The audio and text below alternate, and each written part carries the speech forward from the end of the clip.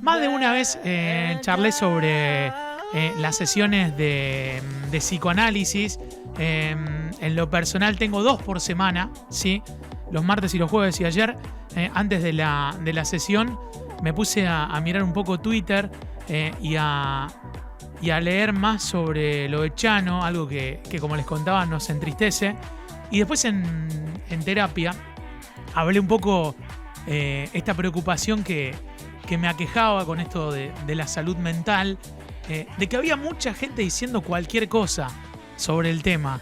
Y lo que más me preocupaba es que esa gente tenía edades contemporáneas, gente muy joven que estaba hablando de la situación.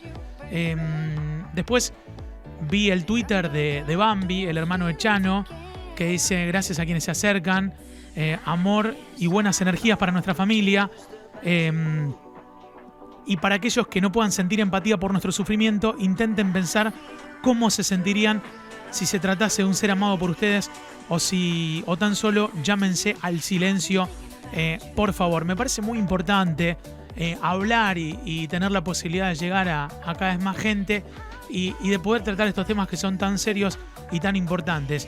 Y hablándolo en terapia, me surgió la idea de sumarlo al secretario de Salud de la Municipalidad de Rosario, a Leo Caruana, que tanta exposición tiene en tiempos de COVID, pero para hablar de este tema. Leo, aprovecho y te saludo y te sumo. Buen día, gracias por atendernos. ¿Lo tengo a Leo? ¿Se me fue? Sí, vamos a ver si lo podemos sumar otra vez y tenerlo conectado. Ahora sí, Leo, ¿estás? Sí, te escucho, yo te escucho bien, Oso. Buen día, ¿cómo estás? Bueno, perfecto. Bueno, yo también ahora te tengo en línea. Vale. Bueno, no vamos a hablar tanto de COVID, sino vamos a hablar un poco de salud mental, dándole una cuestión más global y quizás cercana al abordaje, sobre todo para aquel que mucho no sabe, no entiende, no comprende y le interesa saber lo complejo, lo difícil y lo serio que es el tema, ¿no, Leo? Sí, bueno, vos lo dijiste, ¿no? La complejidad, la necesidad de, justamente a partir a veces de situaciones que aparecen como más visibles por la historia de la persona, porque es una persona más famosa. Uh-huh. Es una oportunidad también para analizar y discutir, ver lo que tenemos, lo que no tenemos. No, yo no lo puedo dejar tampoco de relacionar, Oso, con la pandemia, porque también la pandemia ha puesto casi o ha hegemonizado la dimensión más biológica de los problemas de salud y ha dejado a la dimensión social y subjetiva entre paréntesis. Y los problemas en las personas no vienen separados, vienen siendo parte, digamos, se manifiestan integralmente y a veces hablar tanto solo de las variables biológicas y de las características de un virus nos impide hablar de las consecuencias también de la pandemia en las problemáticas de salud mental, Uh-huh. en los sufrimientos, no solo en los consumos problemáticos de sustancias, sino en lo que deja un proceso como el COVID. Es decir, el COVID no está, lo aislamos y hablamos del virus Uh-huh. para tratar de explicar, pero es más complejo si lo queremos mirar en relación a las condiciones de vida, en los Uh-huh. sufrimientos de las personas, que van mucho más allá del impacto biológico de una enfermedad, sino a las condiciones subjetivas también, que una pandemia las atraviesa y las atraviesa brutalmente a la sociedad. Por eso estamos viendo también Uh-huh. aumento de los procesos de sufrimiento subjetivos, de angustias, de depresión, de intentos de suicidio, y hay que entenderlos de una mirada compleja, porque si no tendemos a estigmatizar o a reducir este problema. Leo, son muchas las cuestiones que surgen a partir de lo que vas diciendo. En estas últimas horas también aparecen las declaraciones de la mamá de Chano, haciendo referencia a que necesitan ayuda, a que quienes están tratando sus adicciones, merecen más visibilidad y que esto que sucedió es un pedido de ayuda. ¿Lo considerás de esta manera? ¿Crees que es así? Sí, yo creo que es la manifestación de aparece primero una demanda, un pedido de ayuda, un vacío en algunos de estos aspectos en relación a la dificultad del no saber qué hacer. Nosotros venimos transitando un cambio de paradigma en lo que es la salud mental. Veníamos de procesos donde la manicomialización, esta palabra difícil, Sí. que significa que, casi el encierro como única estrategia para poder abordar las problemáticas de lo que tiene que ver con el sufrimiento psíquico, llevarlo al extremo de la locura. Pero hay todo un proceso que desandó esa mirada, pero que necesita indefectiblemente seguir construyendo soportes, porque justamente no tener el camino del encierro como única alternativa exige tener otros caminos. Y a veces se encuentran límites o dificultades o no saber qué hacer, y estas son las cosas que aparecen y que justamente son necesarias analizar, porque tienen que ver con herramientas de capacitación, de cómo entendemos el problema, cómo podemos ayudar, qué podemos hacer ante una situación de crisis, tanto subjetiva por una excitación, por un intento de suicidio, por un consumo de sustancias, por un duelo no elaborado. Es decir, hay muchas cosas que nos llevan a la crisis. Y antes se hacía un foco o en la internación o en solo hablar de la sustancia o la situación de estigmatización, porque no se contempla esto como una problemática de salud integral de las personas en el marco de los derechos humanos. Y acompañar y cuidar y no castigar tiene que ser un eje estructural, y muchas veces no están estos soportes y son necesarios, y aparecen estas demandas y esta necesidad de problematizar que la ley era muy necesaria, la ley de salud mental, y justamente no hay que subirse a aquellos que detractan la ley de salud mental, sino se necesita la ley de salud mental y se necesitan todos los dispositivos y acompañamientos de la familia, de otros, porque nadie puede solo no puede solo la mamá, no puede solo el hermano, no puede solo la persona, no puede solo un amigo.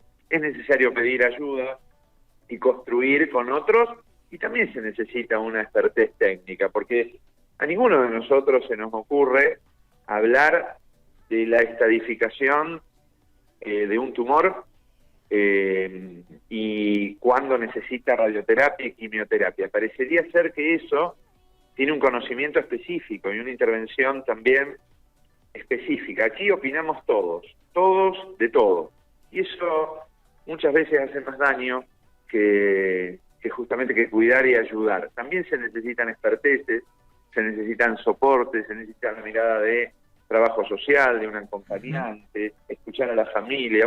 Todo esto es lo que a veces un hecho como el que pasó pone sobre la mesa, y es necesario analizarlo en profundidad para ver el piso que tenemos construido y también lo que nos falta. Leo, ¿el paciente no se deja ayudar o puede que no sepa que necesita ayuda? Que no pueda.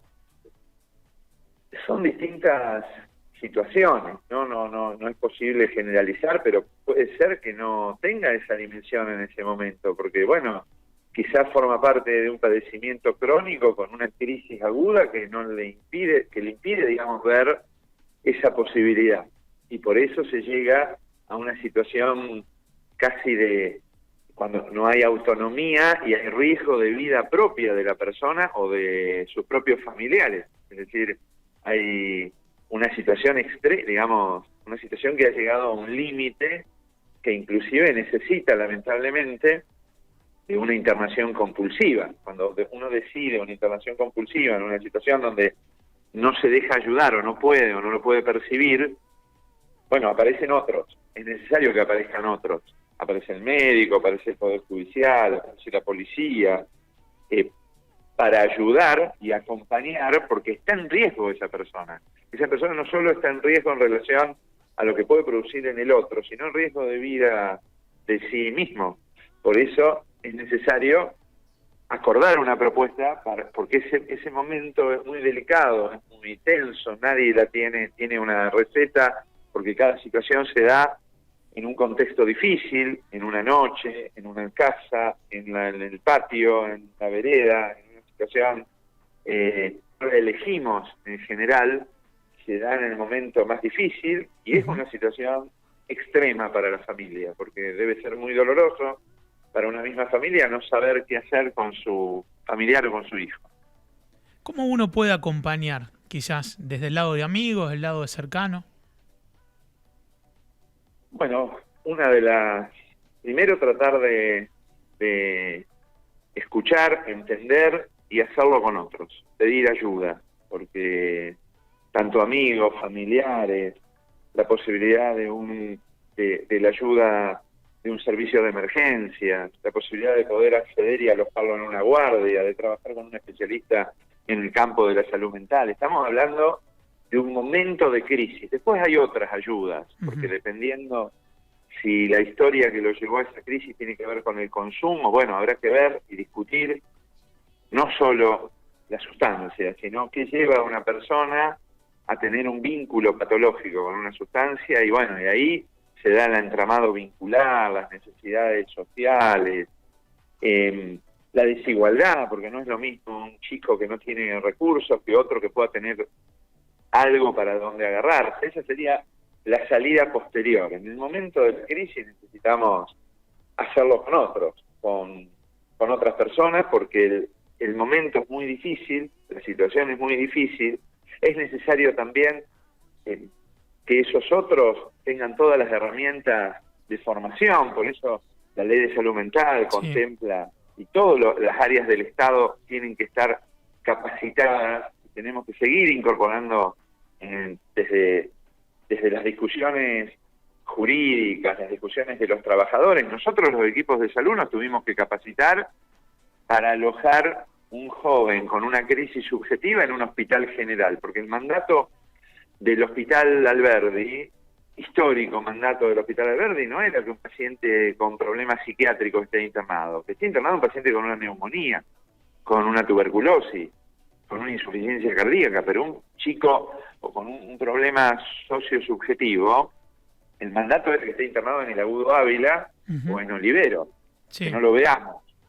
Entonces también nos tenemos que capacitar para poder alojar eso, porque no sigue los carriles habituales de una persona internada normalmente. Es decir, no es una persona que está quieta con un suero en una sala general. Eso, otra persona, con movimientos, con demandas, con situaciones que generan un desorden, digamos, institucional, que hay que estar preparado para poder alojarlo. Bueno, también las fuerzas policiales necesitan esas herramientas, porque contener en un momento que a veces lleva al uso de la fuerza para poder cuidar y que no se dañe y no dañe a otros, necesita incorporación de herramientas y de protocolos para poder trabajar y acompañar esa situación.